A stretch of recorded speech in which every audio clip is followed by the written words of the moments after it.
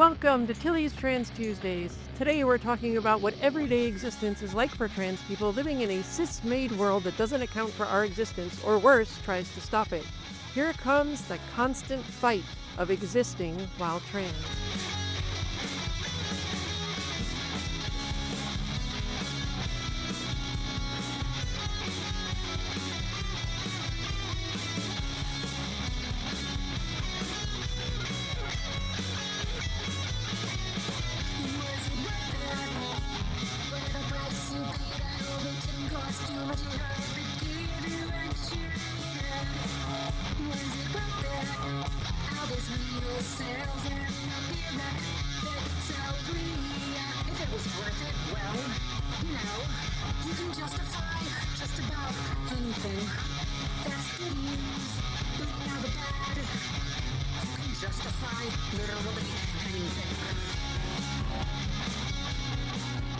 Hi, I'm Tilly Bridges, your host, and I'm joined by my writing partner, my best friend, my wife, our token cis representation, the lady who I constantly love, Susan Bridges.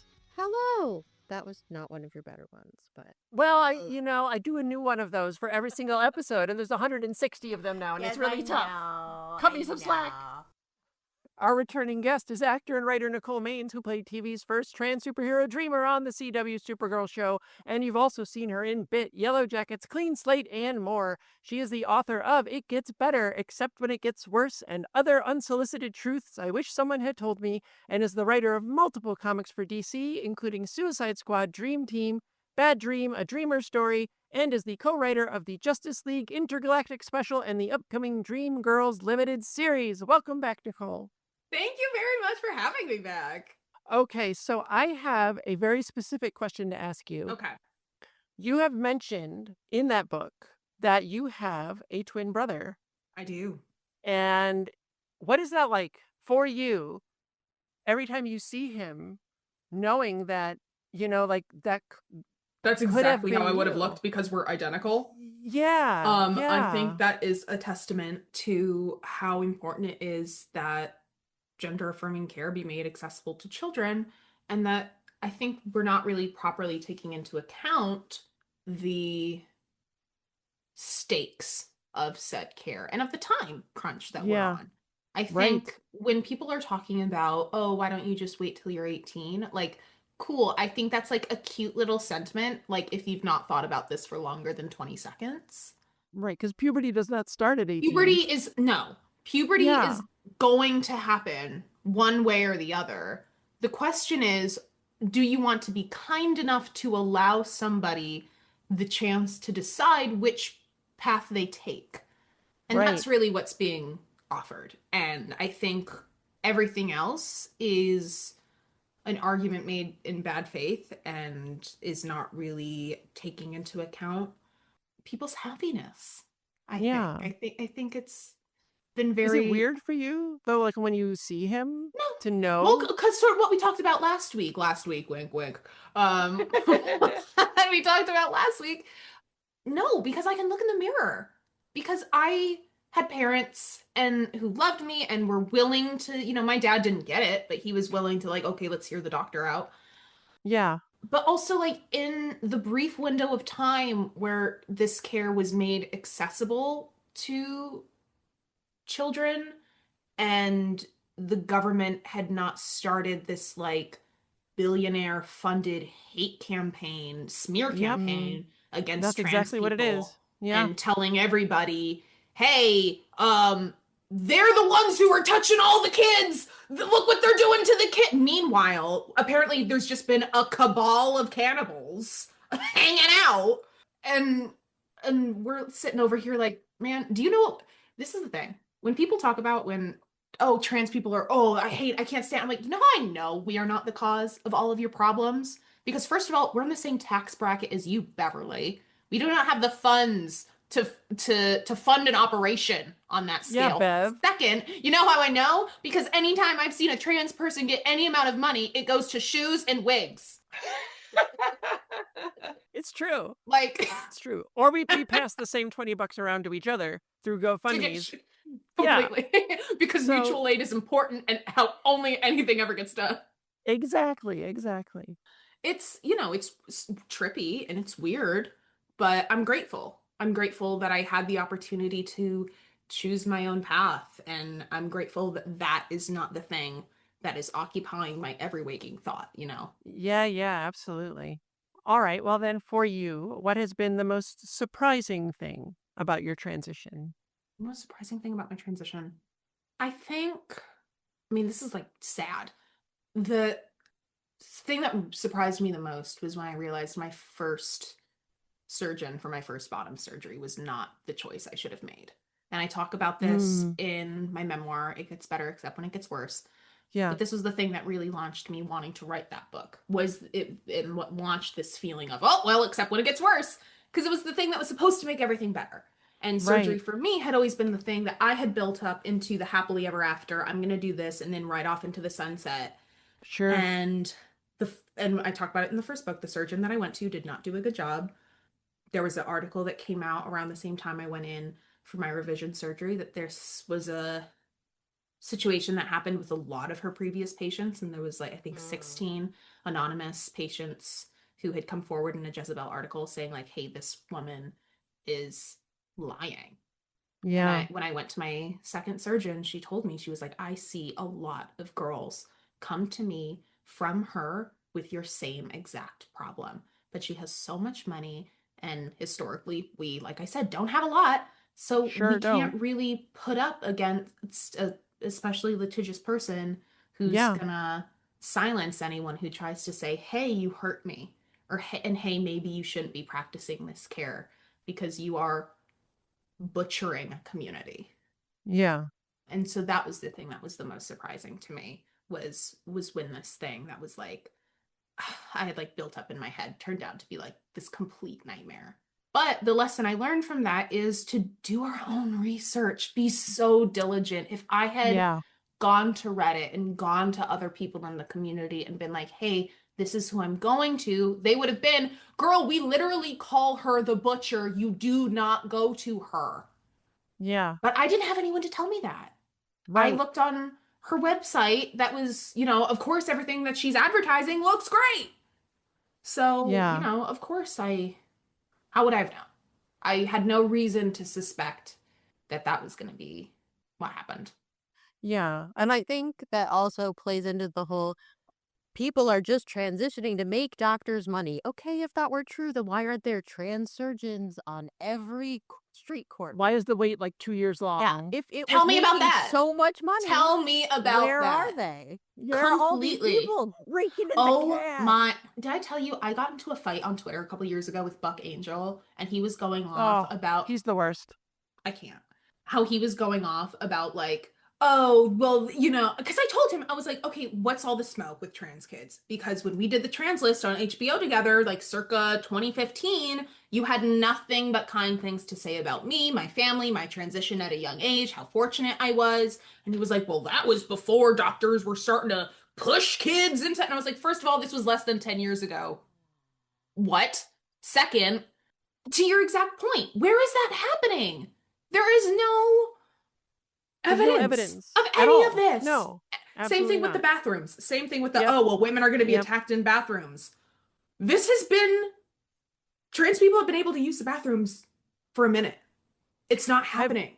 Have you known a cis man who assaults women who waited till they were in the bathroom to do it? Like, it's not a thing. Have you known any abuser or violent person who has ever waited for a law to let them hurt people? Right? Right? There's no bouncer. You can just walk in. You can do it in broad daylight. Yeah, Also, we know, but here's the other thing.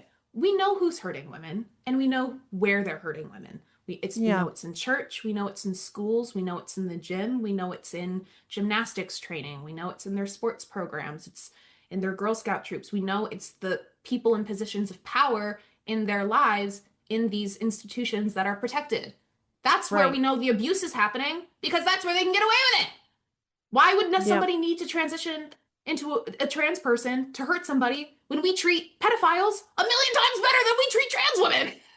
That's the sad truth, right? When you look at everything that has happened with the Epstein files and like nothing that has happened from it, and it's Literally just nothing. literally nothing. And all the richest cishet white guys who are part of it have faced zero consequences.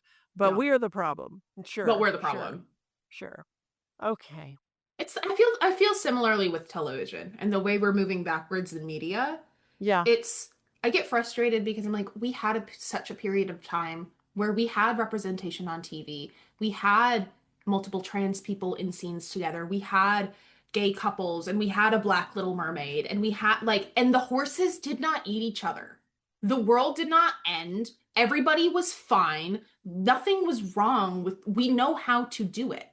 Yeah. So it makes me so mad. It feels like it should be so obvious to point out that these are all non-issues.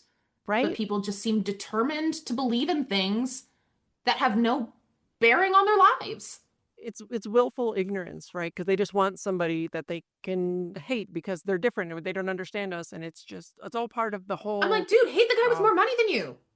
Seriously, I'm down with the he's hate. the one causing Hate your somebody. problems. Just put your hate in the right direction. I'm not saying don't hate anybody, just hate the right person. I'm just not responsible for your suffering because, again, I have no power over you. Truly, we have no power at all. What do you expect us to do? Yeah. Well, actually, that's not true. We do have a significant amount of power over them, and that is to the sexual objectification of our people and what they can we just gain did 2 from full us. episodes about that. Yeah, it wasn't good. Real rough. Okay, let's move on to something better. Mm-hmm. Because I don't want to get mired in that particular. I'll do it. I'll do it. I believe you will. Okay. If you had one piece of advice for someone who is just starting their transition, or if there's something you wish you knew going in, what would it be? Besides, do your own research. Yes. On your surgeons before. Yeah. The thing that I always tell people when they first start their transition is that this is one of the few things in your life that you get to be 100% selfish about. This is about you and nobody else. It happens on your schedule. It happens based on when you want to do things. You reserve the right to change your mind at any time. Now, that being said, that is your choice and not somebody else's before we get into the whole detransitioner, I didn't know conversation. Yeah. Okay, you do still have bodily autonomy and we take responsibility for that, but you don't have to do anything for anybody.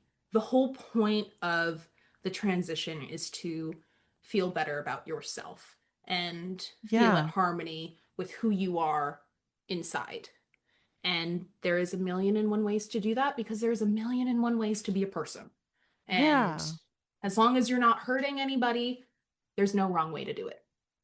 I love that because I often see a lot of newer trans people, they'll be like, this person is my goals. I want to be like, I'm like, that's not necessarily what is going to make you happy though. You need to find your own, who you are on the way, I had somebody reach out to me and say that they were having a struggle knowing that they were transitioning later in life, and they're like, but I'm never going to look like you. And I said, well, something better is going to happen. You're going to look like you.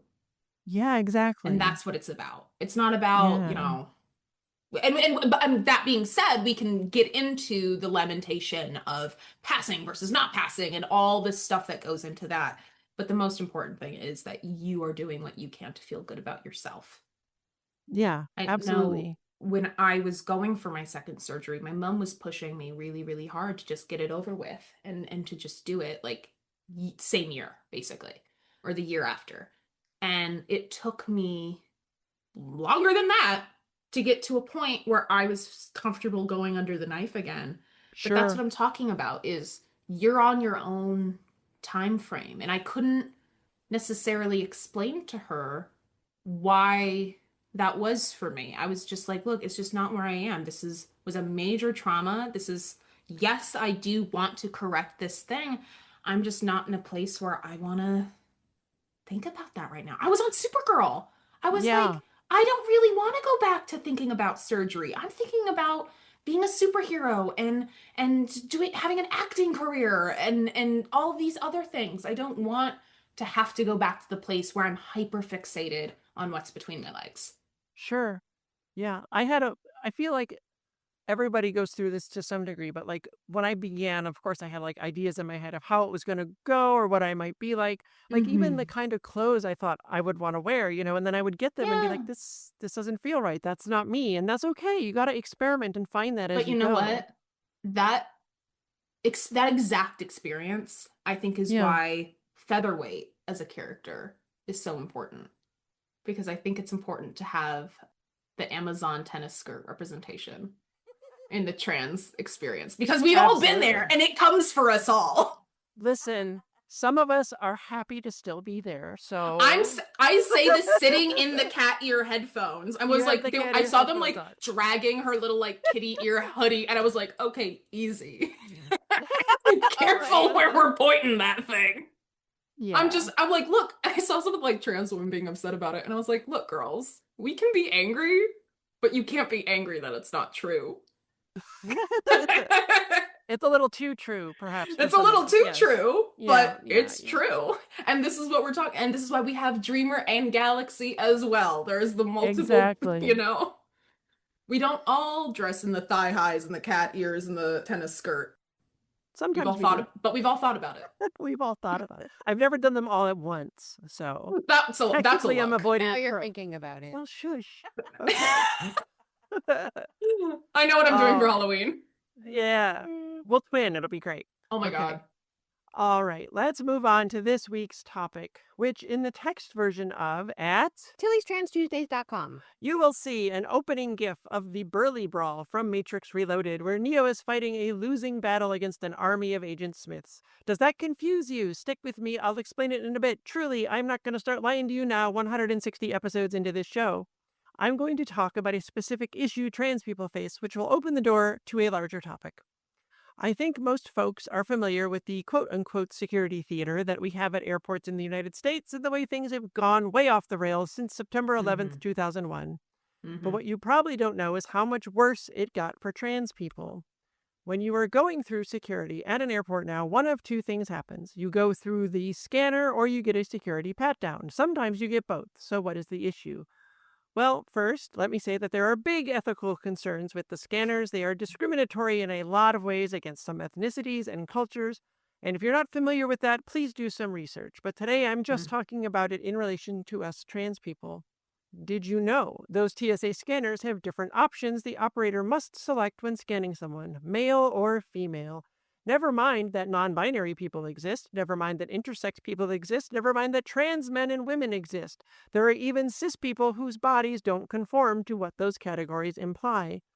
Let's say there is a trans woman on HRT, as discussed in episode 110 of this show, who has not had bottom surgery, which means they have to tuck in public. Listen to episode 108 on tucking and binding. I'm loving the editor's notes. Thank you. I try to get every episode is someone's first, and I try to give them the reference points if they want more. I love that. That's how it was with Justice League Intergalactic. They were like, there are a lot of editor's notes in this, and I'm like, we're doing hot movie, baby. You gotta Sometimes you need them. It is very comics to do. It is actually. I love it. Yeah. I love that. Okay, well, this trans woman is a woman. Her ID says female. If she's going through the scanner based on her appearance or presentation, or even based on her ID, let's say the operator correctly indicates female. It scans her and then registers an anomaly at her crotch. Not only is she now possibly out to all the TSA agents present, which brings its own dangers as they may be transphobes, they have to resolve the situation, and there are two options: pat her down or flip the switch and indicate to scan male. This misgenders her. It scans her and registers her bra and breasts as an anomaly, which is certainly how the bigots in society want you to think about trans people. And the only option they have left to get her through security is the pat down. So now a stranger is going to manhandle her breasts to be sure she's not smuggling weapons in her bra, and to be sure that they're really breasts, and is going to manhandle her crotch to see what's down there. Look, they might be a couple of weapons, but not the kind they're looking for. All right, and they could do some damage, but. Either way, again, she is suddenly out as trans too, or registered as trans by all the TSA employees present and everyone else in line who's now wondering what the holdup is. Yeah. Knowing the awful violence trans women face, you maybe see the extra dangers here. You maybe also see the potential for sexual assault. And we have to go through all of that just because we want to fly somewhere. Have you run into any particular issues with these scanners, Nicole? Or do you know people who have? I know you have strong opinions on them. Oh, yes. Dilators specifically for post-op trans girls is really frustrating. I used to fly with them in my carry-on, but then this was like a couple months after my first surgery. So I was still on the dilating schedule of like 4 times a day. Yeah. And my long story short, there was a medical issue. Plane leaves. Me and my family have to stay behind 2 days before we can fly out. That was 2 days that I wasn't able to dilate at a really critical time. That's not good. Yeah. So it ended up mostly, being fine, whatever. I think. Hope. I don't know, whatever. So I stopped putting them in my check bag and I started keeping them in my carry-on. Well, that's a long, weird kind of shaped object that's a hard plastic that always gets picked up by the scanner. And the person who takes it out is never sensitive about it. I have had people pick it up and realize what it is and wave it around and show their friends and call their buddy over and what the hell? And just have people look at you like you're a sex maniac. Yeah. Which is true. But they didn't know that. They're making assumptions. Not because of the dilator. That's a medical device. Right. It's just that. It's really it was really embarrassing. So I just stopped doing it. I just started putting them in my check bag again. I was like, this. Sorry. That was, But it invokes a strong reaction out of me. I hate traveling. And that's the thing. It's a lot of people being put in unsafe situations for something that doesn't really keep us that safe. It sure doesn't. Yeah. I think it causes a lot more problems than it solves, for sure. It seems to, yeah. And I hate to tell you folks, but it gets even worse than that. There is a story about a trans girl in the show notes who was ordered to be strip searched when trying to pass through security. She even told them she was trans, but it didn't make a difference. Here are some choice quotes. The scanner, quote, detected an anomaly on her groin. We are not anomalies. We are human beings. Quote, they wanted her to take down her pants and underwear for visual inspection. No one should have to do that, especially not a kid. Quote, she has continued to experience symptoms of emotional distress, including anxiety, shortness of breath, uncontrollable shaking, and nausea when reminded of the incident. Yes, it Holy, is how come? traumatic. Really? Huh. Wow, who could have thought?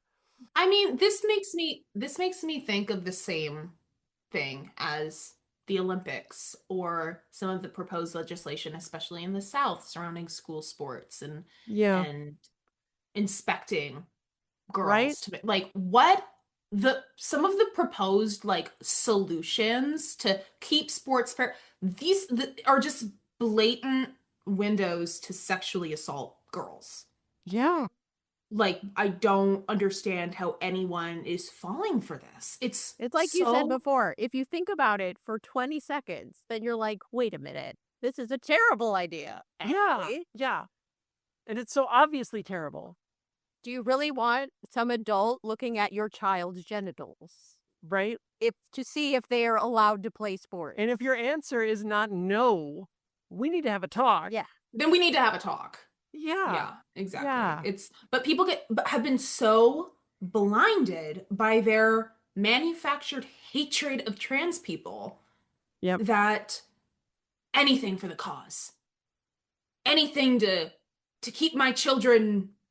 I will let some strange man at school inspect my daughter's butt because maybe my daughter is trans. I don't know. Better safe than sorry. What? Right? It's such a mess. It's so awful. And these poor kids that have to go through this. And what problem do you think you're solving? None. Oh, I don't want what's the solution? I don't want some boy to be able to come into the girls' locker room and assault my girl. So I'm going to have a man come into the girls' locker room and assault my daughter. What? Right? Because at least it was on your terms? Ridiculous. I bet there's something wrapped up in all this in the way that a lot of people treat children like property and not humans. Yes. Yeah. And I hate that because even children should have bodily autonomy, and they are people, not things that you own. And it drives me batty. Children do not have rights in this country. No. I mean, this is the same country that refuses to give them free school lunch. Yeah. And they want to talk about we care about the kids. You don't want to give the kid a sandwich. What? I really don't want to hear about it. It's so demonstrably untrue, the concerns they say that they have, that you can't really help but be just so frustrated. Yeah.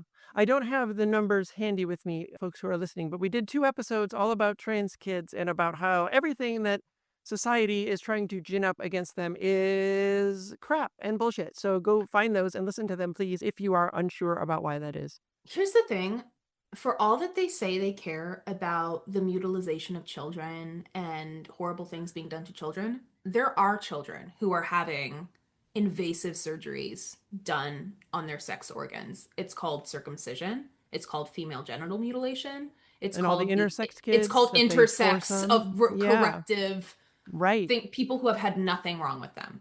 So Yeah. until I hear people complaining about that, especially like circumcisions for non-religious purposes, is like, there's no reason. You wanted to cut your child's penis for what? Because you thought it looked cool? What? Yeah. In fact, if you go and listen, folks, to those 2 episodes on trans kids, there's even links in the show notes to those, to articles that were in a lot of these states where they are banning any kind of gender affirming care for trans kids. They are making explicit carve-outs so that surgeries can still be forced upon intersex kids who cannot consent.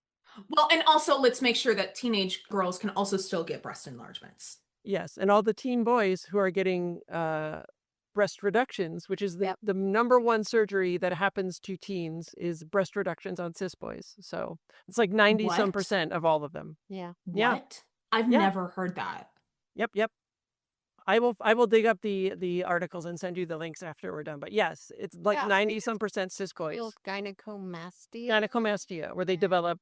But also, adult men have that surgery as well, because growing breast tissue is a side effect of some medications, all these different things, and that is gender affirming care. Sure is. Can I speak to a frustration that I've had? Of course you can. That's what you're here to do. All of the medications that have been like, may experience male breast tissue development. I'm like, I'm working with a 34A, and I've been trying to get that up for a minute. I once had a girl in a production, and I was in college. We were in the dressing rooms, and the girls were just asking questions because they were curious. But she was asking me about like, oh, did I go have breast augmentation done? And I was like, yeah, I'm the only trans woman in the world who didn't want to stop traffic with my breasts. Yeah, I asked for this. Are you crazy? No. Like you mentioned in the last episode that you've been taking some progesterone, so may it be as good to you as it has been to me, because it was very good to me. So thank you very much. From your lips to God's ears. Another quote from that article, quote, "It is only a binary option. It's based basically on the operator's assumption based on a person's appearance." Do you see how that hurts even cis people? It should be enough that it hurts trans people, but it also hurts everyone else. Yes. Are you a cis lady with broad shoulders or a strong jawline? Maybe they'll just hit that male button. Are you a cis man with a rounded face, or are you shorter with narrower shoulders? Maybe they'll hit that female button. A stranger just gets to take one glance at you and decide if you are male or female enough. Does that not completely enrage you? And is that not exactly what we're seeing in bathrooms across the country? Is people who have been made to feel like it is their duty to be some kind of trans bounty hunter, and now they're first like the danger to butch lesbians alone is like, because we have not even been able as a society to wrap our heads around the fact that there is not one way that a woman should look. And now we're having this whole crusade where we're saying that, oh, and by the way, if you don't look that way, we're just gonna citizens arrest, yell at you, scream at you, attack you, call the cops on you. It's so incredibly regressive. Well, it's all wrapped up in fascism and in enforcing gender conformity. Completely. Surprise, surprise. Transphobia is just misogyny in a hat. Somehow we have worked our way back to there's only one way for a woman to present. There's only one way for a woman to act. There's only one way for a woman to dress. Isn't it interesting that all of these forms of bigotry somehow find their way back to how can we just control and oppress women? Yeah. I mean, even now, what they're looking at ways of changing the law with if your legal name presently does not match your birth certificate, you can't vote, which is going to disenfranchise most cis women. That's going to affect more married women than it will trans people, that's for sure. Yep. They're just trying to roll everything back, and it is maddening. But again, and the same reason, It's all for the cause, dear. Yeah. The same way Betty Lou Who unscrewed the refrigerator light for the Christmas display. They will undo every scrap of civil rights for everyone as long as trans people can't exist. It's true, but also A+ reference, may I say. That is my favorite movie of all time. I knew I wanted to be a woman when I saw Christine Baranski take the cover off that Christmas light turret. And her little, Betty, hi! I was like, oh, Mom, flip the script. We have to start from scratch. We're changing everything. This just That's became amazing. the primary objective. That's the moment that changed everything. Wow. Young Nicole Maines in her little bowl cut at like 4 years old going, this is the priority now. The gender binary, the false dichotomy, as discussed in episode 11 of this show, hurts cis people too. It is all about policing gender conformity. Quote, trans men and trans women and non-binary people often get flagged because they don't meet the societally defined definitions of what male and female bodies should look like. Neither do a lot of cis people, why it's almost as if those definitions are part of the problem. Yeah. Quote, the stereotypical definition of what should or shouldn't be on a male or female body is problematic, and it doesn't reflect the reality of real bodies in society, end quote, correct. Quote, nearly 1 in 5 transgender travelers have reported being harassed or disrespected by airport security screeners or other airport workers, according to the National Transgender Discrimination Survey. Not even just flagged as an anomaly, mind you, but harassed or disrespected. Quote, it just felt very invasive because I was a child and he was an adult, and I didn't really feel like I had the choice to advocate for not wanting to be touched inappropriately. How is it okay to do this to anyone, especially children? Why is that okay? Oh, because it's all for the cause. Yeah. Oh, because it's worth it. Because we're protecting people from a threat that, by the way, we made up. Right? It's almost like they made it up just so they could specifically do this. It's almost But like it it's is all projection. about- Yeah. It's about, well, see how they're treating those trans people. You don't want to look different. Totally. Yeah. You better You don't wanna- comply or conform. Uh-huh. Yeah. You don't want This to could happen speak to out. you. Yeah, don't speak out. Don't stand out. Don't stick your neck out. I mean, these are all just the foundational ways of how fascism wants you to behave, and why That's would you absolutely comply right. in advance? You can read several trans people's accounts of dealing with this issue at a link from Vice in the show notes, but here is a quote. Quote, transgender travelers are particularly vulnerable to invasive searches at airport checkpoints. Trans and non-binary people can be forced to discuss their genitals with TSA agents in non-private areas, are sometimes subject to invasive pat-downs by officers they don't consent to, forced to reveal their genitals to TSA agents, or otherwise humiliated following full-body scans. But there's a way around it. I hear some dense and defensive cis people shout. The TSA pre-check. Sure. But that costs $85. And do you know how much transitioning costs? And I have never seen that line be shorter than the regular line. Can I just say that too? Wow. It's not going to get you through any faster. No. They're not going to get my $85. As mentioned last week, that's for wigs. Yeah. Well, do you know how much transitioning costs and how trans people often lose employment when coming out? See the 2022 U.S. Trans Survey Report Parts 1, 2, 3, and 4 in episodes 69, 70, 123, and 124 for more on the conditions trans people are living under. So for our tiny marginalized population, many of whom often experience money problems due to the way our society is set up to shun and punish us, a lot of us aren't going to be able to afford that. Too bad. Just announce yourself as trans to strangers and let them touch you. There is no easy way out of this for trans people, not until the TSA fixes it. There are some reports that the machines may be less quote-unquote picky about trans people now, but that is subjective and unconfirmed. But this has been a problem for like almost 20 years now or more. They still haven't done anything about it. Just go Boymode, the ignorant people cry. Listen to episode 74 of this podcast for more on that. And one, like, I shouldn't have to put on a costume and pretend to be someone I'm not just to not get assaulted. And two, it would be incredibly painful and bring my gender dysphoria, as discussed in episode 59, flooding back. And three, it wouldn't work anyway because I have boobs that the scanner would pick up. Can you imagine how horrible this situation is? I have tons of places that I'd love to visit. Because you could just go get the surgery for the cis boys to have the boobs removed. So that I could go on the plane and be unmolested. Yes. I worked so hard to grow these. I am not. Ever. Go Boymode and get the gender affirming care they don't want to give us as trans people. Wow. Smart. Oh, but wait, in a lot of places, my health care is now illegal. I'd have to worry if there was an emergency and I had to go to a hospital, they'd stop my HRT and thus medically detransition me. And in 63% of this country, the trans panic quote-unquote defense is a legal excuse to inflict violence upon trans people. Listen to episode 157 for more on that poop nugget. Well, here's where this all dovetails from one specific bad issue into our topic of the constant fight, because so very much of our society is exactly like this for trans people to different degrees. So what is that animated GIF that I mentioned from Matrix Reloaded all about?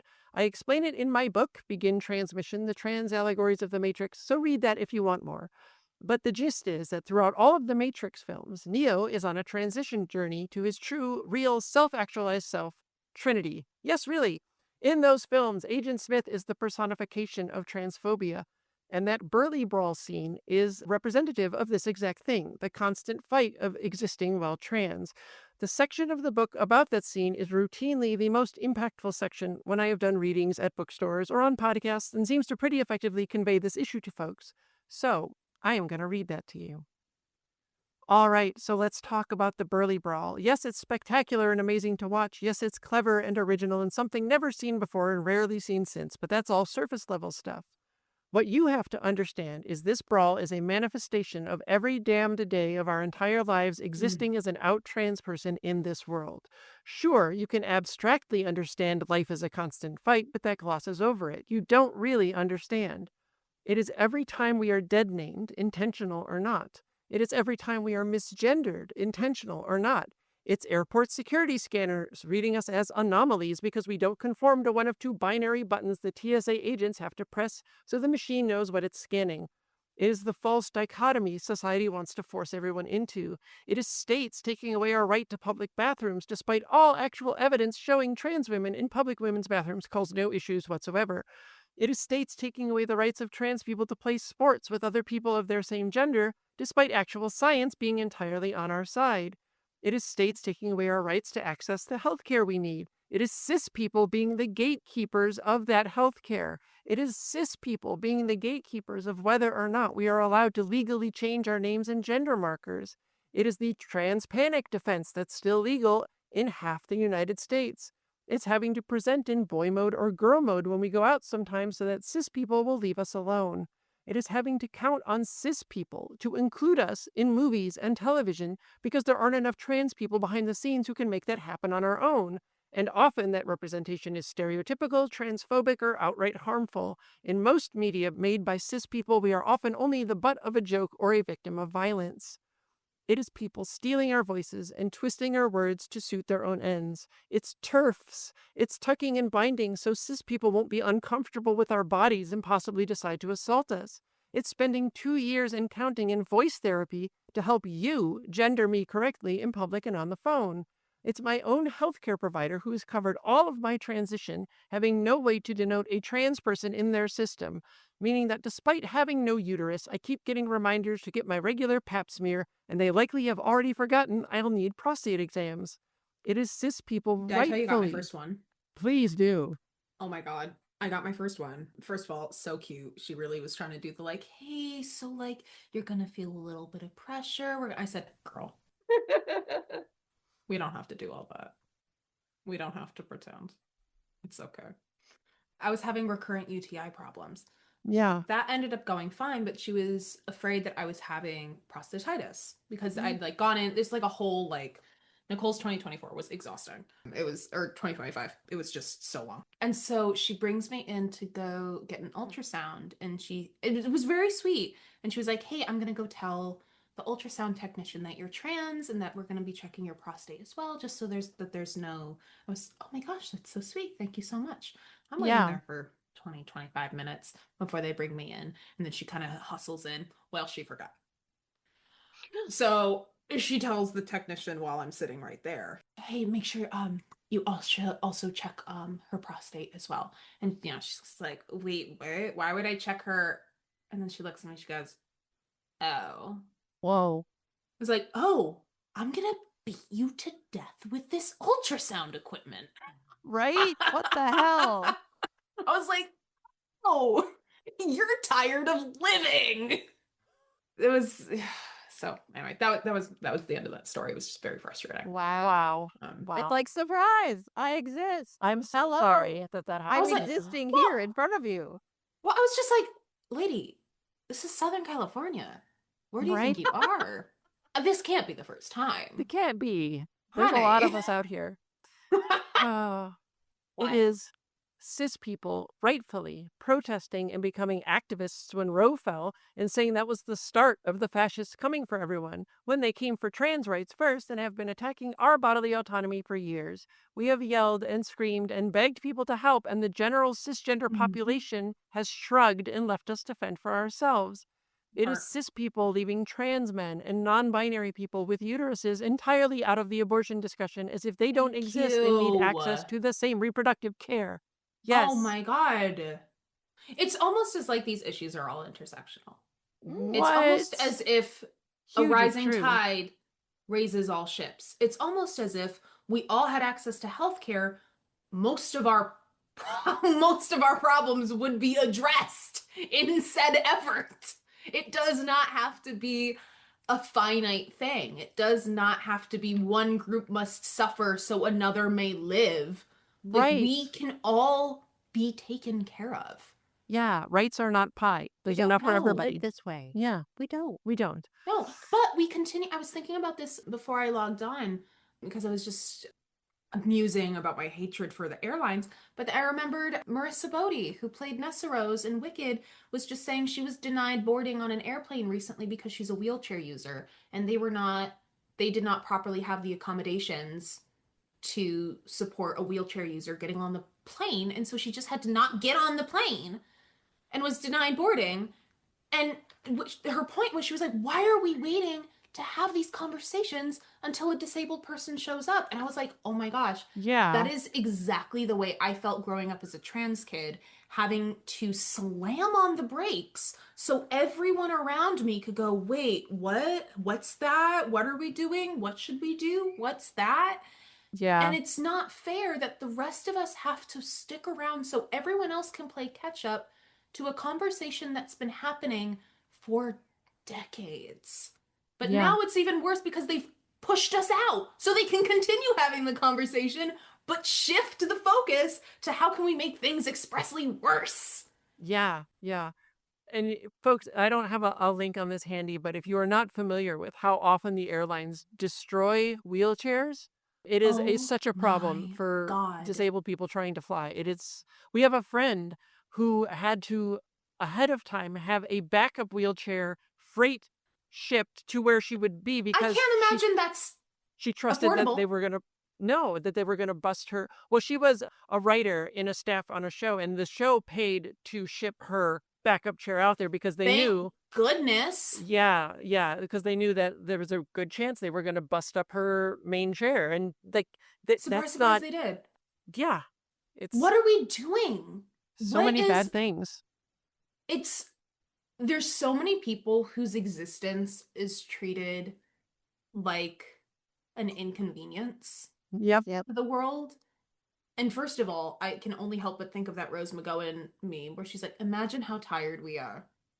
Imagine how tired we are. Like, yeah, it's probably pretty. Imagine how inconvenient it is to have to stop and wait for the rest of the world to play catch up and explain your situation to every new person you meet.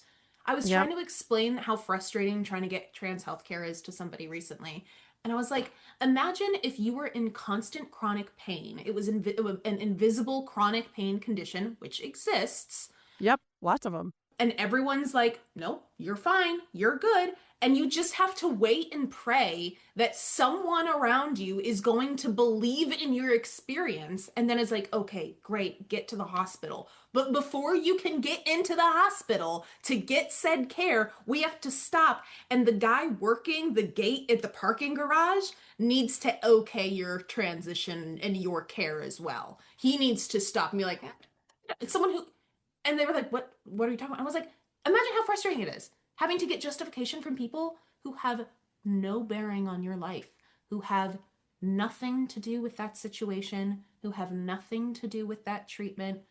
Yeah. We have to stop so they can be okay with it. So they can do their research on their time. So they can vote to see if you get to go have the healthcare for your chronic condition. Meanwhile, you are still in pain.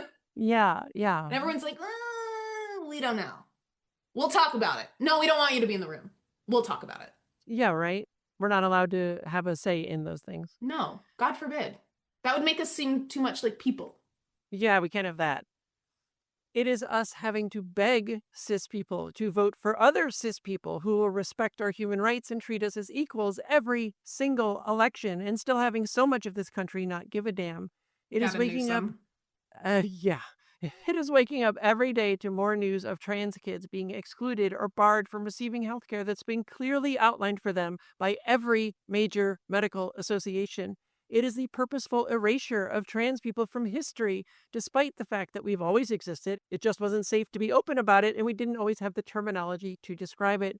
It is people forgetting or actively denying that LGBTQIA+ people were rounded up by the Nazis in the Holocaust, and when the Allies came to free everyone who was still alive, they left us in the camps.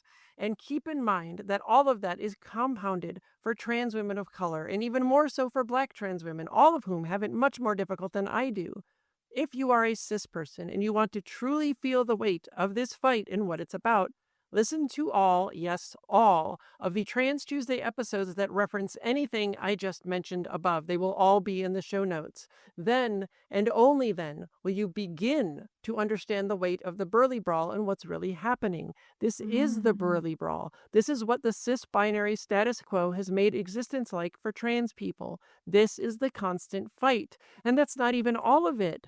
It's around every single corner. And it's the people you think are safe. And that's the thing too.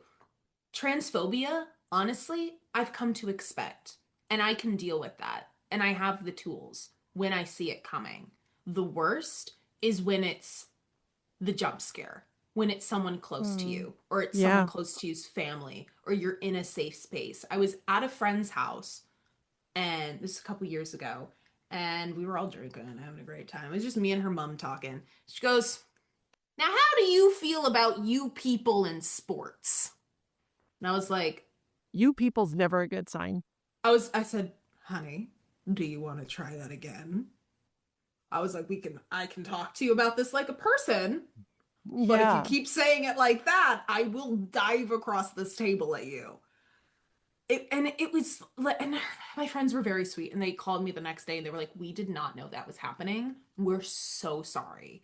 I was like, I'm fine. It was just like the jarringness of like, this is a safe place with my very best friends. And you're not it can just appear because, and people don't think, and people don't mean anything by it. And because they've just been conditioned to believe that this is a valid point of debate or discussion, or that this is like an interesting kind of political intrigue, and they don't grasp what they're talking about, and they don't understand what they're asking when they ask, well, how do you feel about you people in sports? I'm like, I mean, I'm gay, so I feel sad for anyone who chooses to participate in sports. I think that's gross, but they should be allowed to do that. Like roller derby is a very good, very gay exception. I think that's oh my gosh. As a roller derby girl. I will concede roller derby is the coolest thing in the world. It is. When I was in college, I wanted to be a roller derby girl, but I couldn't drive, and you had to have a car so you could get to practice. Oh, it's not too late. I wanted my roller derby name to be Nikki Maines. I like it. Thank you. Really good. Thanks. I'm not very good at roller skating. I wasn't either when I started. Okay. I have only given you all a starting point. Do you have some idea now of the magnitude of the dangers and aggression that we face? This is the society cis people set up for us, and the burly brawl is every day of our lives trying to live within it.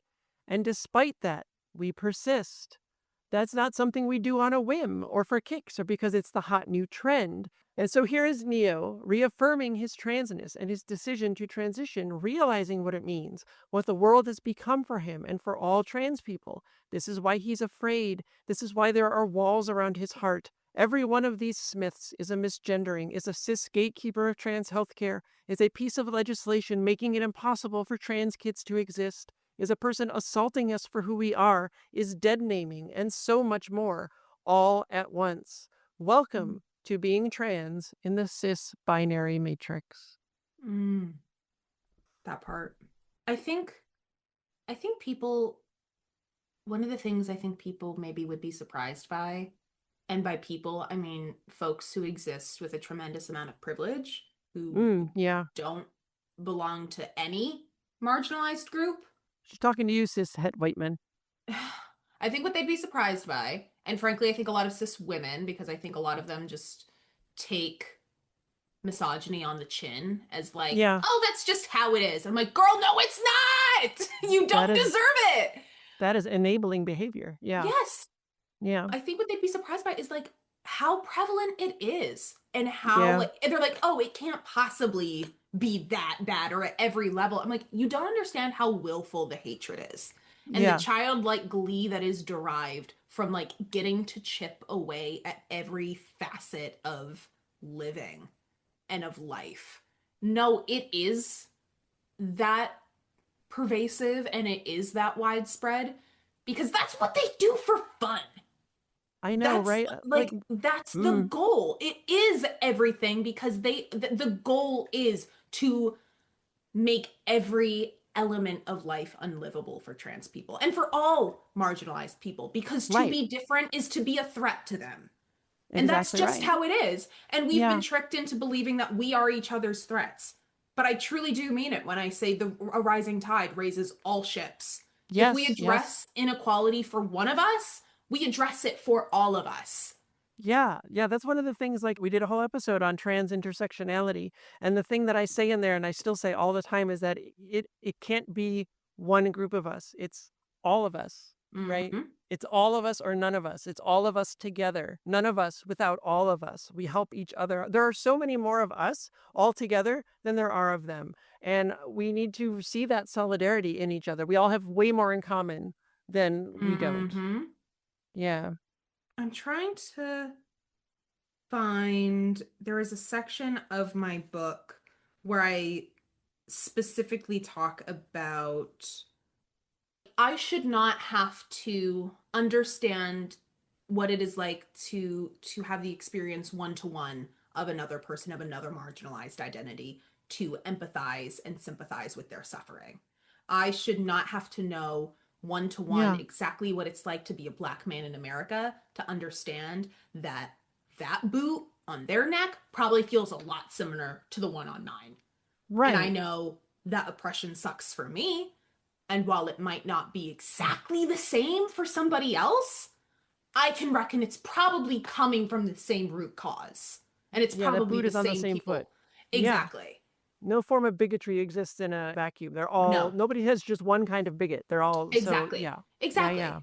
And so for me, I'm like, that's what I hope to see, is I hope to see more solidarity amongst marginalized groups moving forward. Yeah. Because I think especially now we're realizing, girl, notice how they're ramping up the fight on all of us. Notice how they somehow find the time to come for all of us. And yet, still no free school lunches in the supposed greatest country in the world. Maybe we should also mention local elections are going on right now in LA. That's true. And that's a really great way to, we've mentioned that before in like the politics episodes, but like your local elections are really important because you could have such an impact there that you can't on the national level. Because and that's the such stuff you're feeling every day. That's the everyday stuff you're going to notice. Right.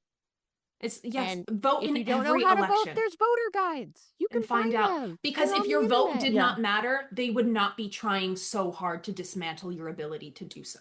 Yes, exactly. Yes. Right. And if you are a white person, do what you can to help your Black friends and neighbors vote, because they are coming for them and they just dismantled so freaking much. Oh my gosh, read a liberal voter guide. DSALA is a great guide. Just going to put that out there. Love that. Okay.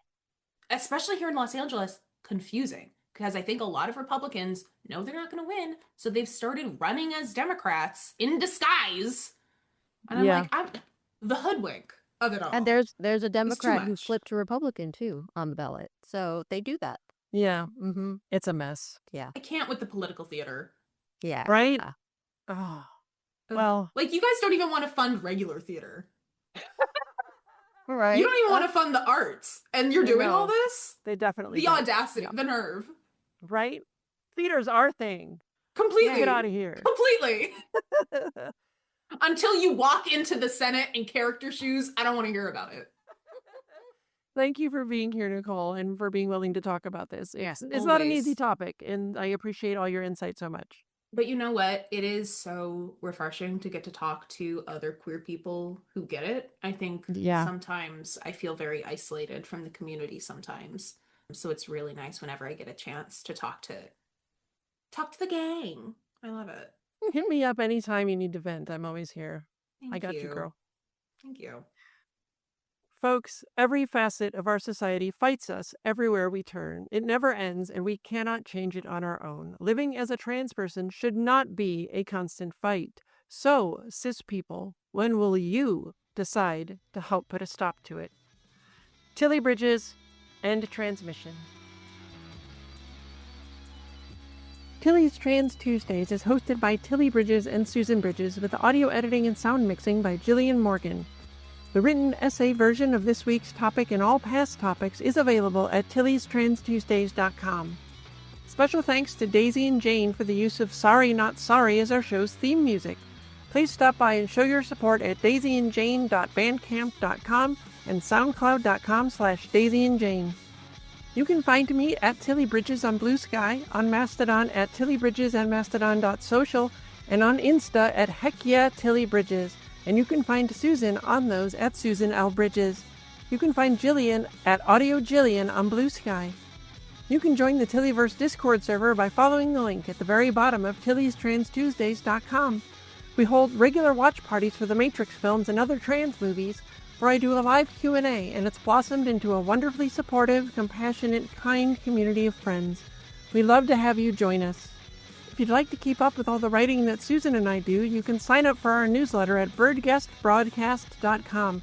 Signed copies of our comics and my book, Begin Transmission, The Trans Allegories of the Matrix, are available on my coffee shop at ko-fi.com/tillybridges. If you're listening on YouTube, it's so cliche, but please like and subscribe and take a few seconds to leave a comment. Those feed the algorithm and helps the show be found by so many more people. If you're listening on other platforms, ratings and reviews help just as much, and I'd certainly appreciate them.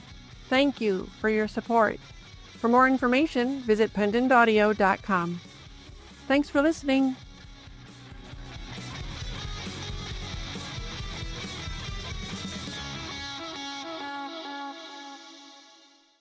Gavin Newsom is a nightmare.